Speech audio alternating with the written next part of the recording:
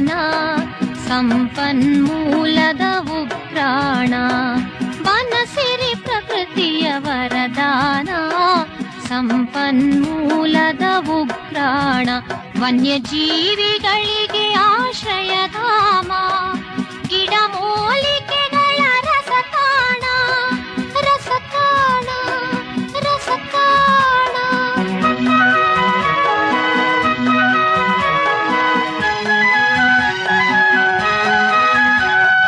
ಕಾಡು ಮಾನವ ಸಂಬಂಧ ಬೆಳೆದಿದೆ ಎಷ್ಟೋ ಯುಗದಿಂದ.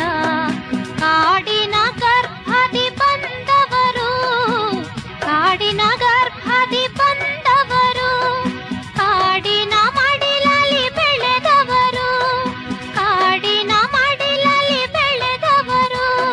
ಬನಸಿರಿ ಪ್ರಕೃತಿಯ ವರದಾನ, ಸಂಪನ್ಮೂಲದ ಉಗ್ರಾಣ.